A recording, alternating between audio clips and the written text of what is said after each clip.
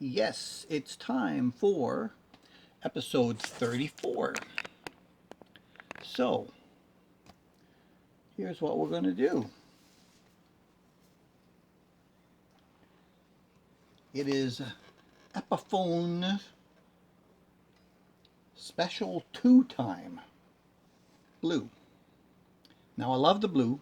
I love the tiger flames on it. Color is very nice.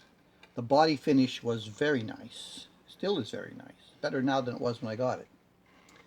But if you recall, one of the things that saddened me terribly were these tuners when I saw them, because I got this in July 2022 and we were still, in the pandemic stuff here. And I was scrounging for a new project. And I found this on the Best Buy website, sold by Best Buy, and the picture was the front only. I think it had black pickups in it when I came. But this is what I saw. This is the only picture they offered me. And I thought, okay, everybody's always talking about it's not a brand, a brand name. And I'm thinking, come on, all with the brands this and the brands that. And, oh, you could have bought an Epiphone for that kind of money. Well, I did. And it turned out that this Epiphone, in the same price range as the other budget guitars that I buy, was no better, and in some cases worse, specifically in question with these tuners. I had to rebuild these tuners, right? I bought tuners, new set of tuners, and I took parts from the original ones to put in here to be able to rebuild these so they would work. You shouldn't ought to have to do that, right? No. But apparently that's what you do, or you put up with the slop and the lack of tuning and up and down and up and down. It's like, oh my God, it's so tiring. It's not worth using an instrument like that at all. I mean, even as a hobbyist, it's just driving you crazy all the time when you can't keep a string in tune. Now, when you're learning, you often pretty much don't know when it's not in tune because your ear has not acclimated to what tune should sound like. But when you've been doing this for 10 years since I started learning, my ear is acclimated, and when it goes out of tune now, I can tell. I can't tune it by ear, but I can tell it's not in tune to go and look and find out, well, how much, which way. So the strings on this guitar are the Darios that I put on. I think these are 9s. I can't remember now, but they feel thin down there. They could be the 9-42s. I switched at one point, and from 10s to 46s. So yes, I redid this guitar. Full fret leveling, of course. All the sharp ends. Polished really well. Cannot remember if I shimmed it, because this has the bolt-on neck, and you can shim that if you have to. I cannot recall. I do not see any kind of a gap, but I think it might have been okay. Anyway, it's okay now. And so what I did was I changed everything from black to white, with the knobs and the switch tip and the pickups and the rings. So I didn't like the pickups that were in there. They're not bad. They're just a little muddy. And I saw a YouTube video today about some guy talking about, from New Zealand, adding a capacitance in parallel with the pickup in order to change the voicing. And that does work, but you have to find the right voicing or the right capacitor value. That could be like from picofarads to nanofarads in capacitor, and if you don't have a big supply, you're not really going to find out. So, roller bridge, new pups. Now these are the Wilkinson Ceramic WHH, and I kept the one volume and the tone, and I was thinking about this when I took this out a couple of days ago, to start re-familiarizing myself with it because it's been in the bag a long time. I'm thinking, wait a minute, I would have normally now have changed a volume and a tone in a guitar like this where there wasn't really enough space in here at all, right? Between the switch and the two pots, there's no space to add another one that would just about need to be about here, right? But there is outside the cavity, so no good. So now, these days, I would have gone with volume and foregone the tone, which would have suited me better. But in any event, I did what I did, and I drew the circuit, and I did it this way. I kept the tone, which is now here. But what I did was I made it a push-pull, and I put a Fralin resistor in there, so this one splits the bridge. This one splits the neck. And just standard switching between the two. And so they both have Fralin resistors for the split. The full value of the bridge is 13.27, and split now with the Fralin in there, which is only a 1K. Again, now with more experience since back then, just a year and 14 months ago, I would have probably done 2, maybe a 2.2K. I put a 2.7 on the neck. But at the time, it seemed like it was working, so I'm not too sure. You have to second guess yourself every so often. And that's what I did. So I put a 0.22 cap in there. And as you know, I rarely use the tone on the guitar, and that's why I would normally forego it, because there's plenty of tone options between pedals and amp. Now I put the bleed circuit in there as well, up on the volume pot here, which is 100K and a 0.001 microfarad capacitor, and that keeps the highs coming through if you were to lower the volume a little bit, which I also very rarely do, but sometimes I do. So for the cost of those two components, which is fairly negligible, I just throw them in. Alrighty then.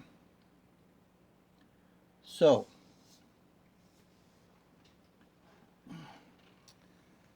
it is what it is. It is quite good now. The action is extremely low and plays very, very nicely now that it's well done. Let's plug it in and see what we've got. We don't want to plug it in live, do we?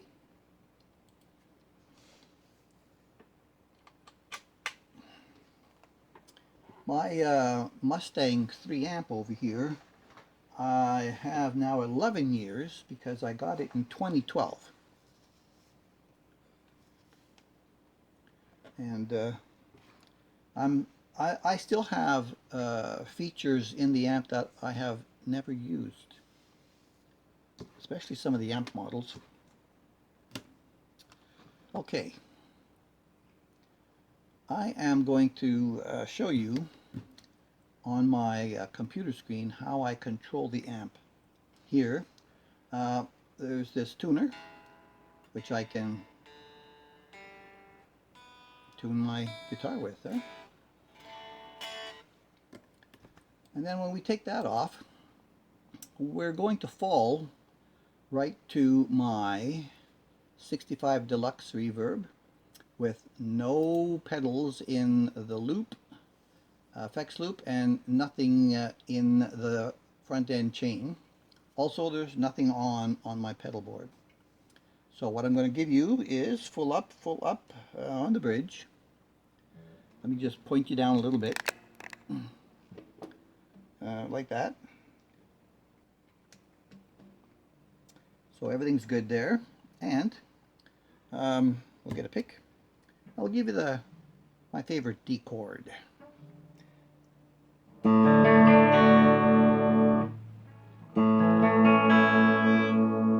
favorite A chord, my favorite E chord.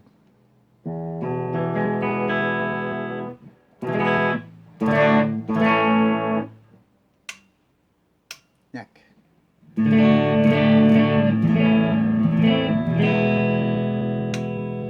Middle.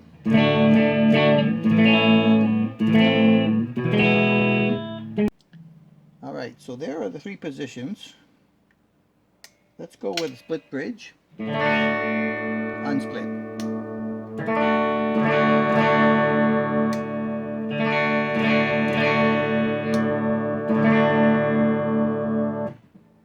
Neck, unsplit, split.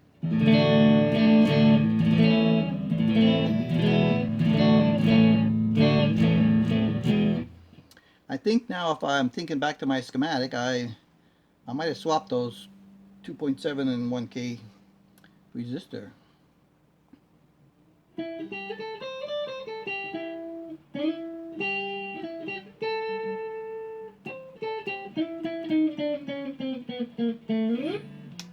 All right, so those features are nice when you want to, you know, look for a specific balance.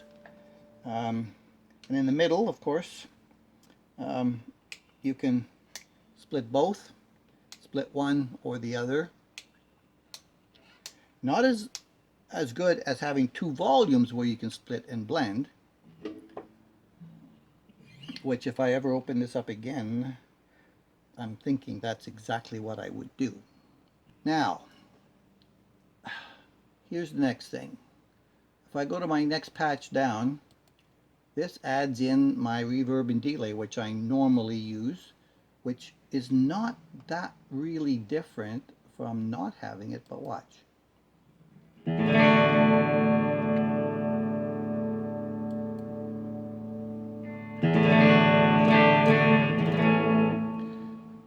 It's not much, but it's just something. But this past week and a half to almost 2 weeks ago, I found some videos with guys talking about the fuzz. Yep, the fuzz. Back in the 70s, the fuzz was the police. So, I have the fuzz available inside my amp. And after listening to a bunch of guys who are more experienced, found out that the fuzz can do a lot for you in the way of giving you some higher volume output, giving you a little grit, and improving sustain depending on where you have the settings. Well, the algorithm in this amplifier allows me to have a stomp box. Now I can either have a fuzz, I can have an overdrive, or a compressor, but I can't have any more than one of those at a time. I can add modulation in the front, but I cannot have the stomp box. So I thought, well, okay, in my amplifier I have the fuzz or the compressor and an overdrive, but I thought, okay, that's why I bought the Joyo overdrive, and I bought the US Dream distortion to be able to have options that I've never had before, never used, and wasn't really sure how to use them. So I played with them. And then I thought, okay, I can't have a compressor inside either when I have one of those on. So if I don't use anything else on the board, how about a compressor? And that's why I bought the Cool Music, a brand called Compro. And I see that they have a 50 watt amplifier right out now on Amazon, both I think Canada and US, which looks interesting, but it's not a modeling amp. But it is solid state. So Cool Music. So I played with this when I got it, and I, you know, did some more work this week and watching some guys, and some of the more experienced people are saying, okay, you need to put the fuzz after you do a compressor. and not in between. Because in between, it will try to change what you're trying to get out of the fuzz to equalize it. But if you equalize first with your compressor and hit the fuzz with it, then that's what ends up going to the amplifier. So I thought, that makes sense. So that's what I've got. Fuzz inside, compressor, audio overdrive, and US Dream over here. So I've been playing with this fuzz for the first time in 11 years since I have this amp. And it's got a low, a high, a level, a gain, and this one is called octave. Why it's called octave, I don't know. There was and still is no explanation for any of the controls on pedals. Even when you buy a pedal, if you don't understand what tone or drive or volume is, you're out of luck. And then you get a compressor that says tone, attack, sustain, and level. Well, okay. Tone, level, kind of a volume, and sustain, okay, adds more lengthy, ringing out of the notes, also changes the level somewhat. And then attack. Well, everybody talks about attack, like how do you hit the string? Attack and release. Well, still eludes me, but I digress. And so I learned about the fuzz. So I set up my fuzz with the level straight up, the gain straight up, the octave, we can put it straight up too. And I tried different versions of this to see what it would do. So if we go just back to here, and this is just the regular with delay and reverb. And then if we go and add the fuzz,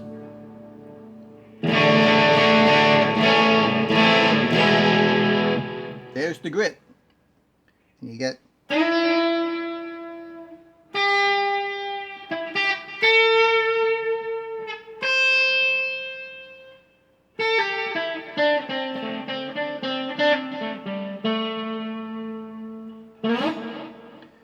these little trails much easier. Anyway, so I've been playing with that fuzz, and now that that's up to there,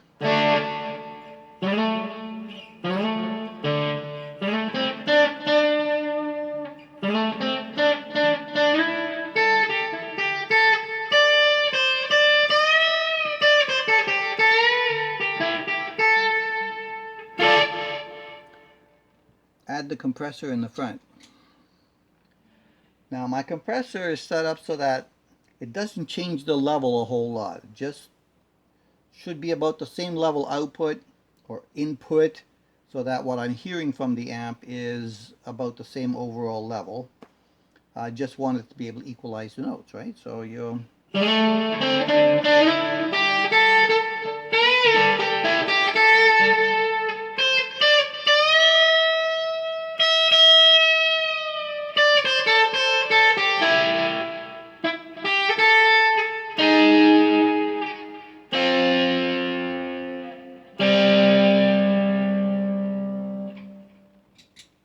off.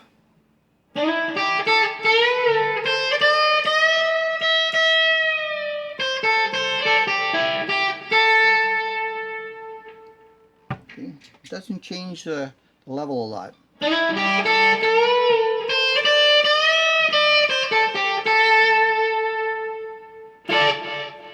Makes it a little bit sharper, but I could probably fix that by just touching the tone control as well. So that comes out pretty good, especially when you want to do, some leads. And if you don't use that, then these ceramic pickups, and and you add a little vintage overdrive. Drive that fuzz harder.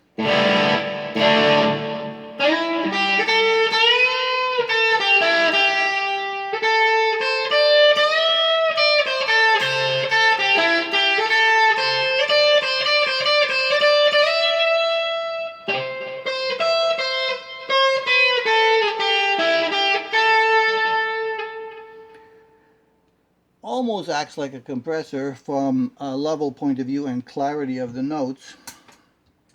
My US Dream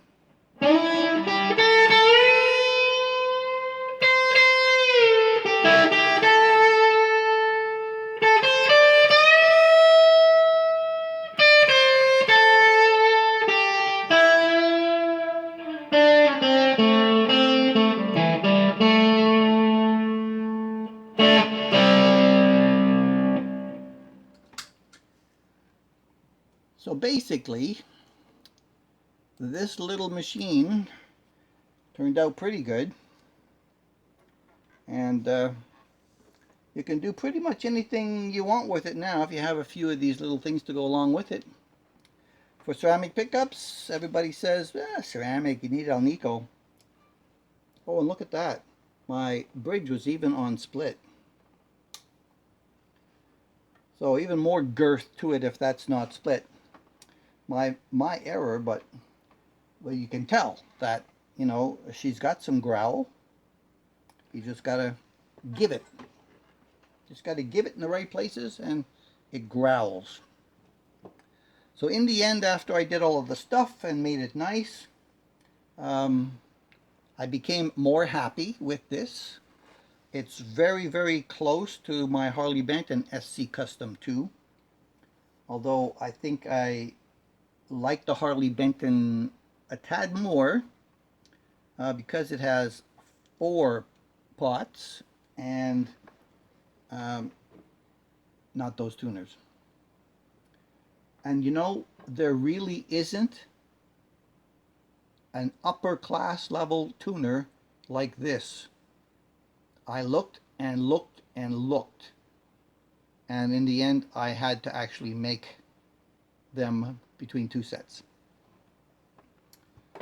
And I didn't want to change them to another type because the squareness of where they are would have left me with a hole in there, and I didn't want to do that. I did not want to do that. I wanted to keep the aesthetic and the niceness of the back of the headstock nice.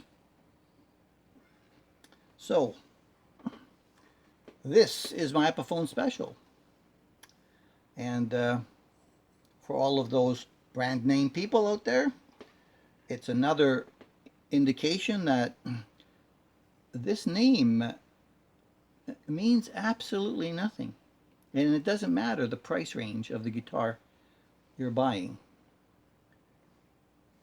This name is just a stencil they put on the same pieces of wood they put on any other guitar that costs a lot more money and sometimes less money. Indeed. In fact, my Monoprice Indio V66, which is very close to this style, was a much better guitar than this one.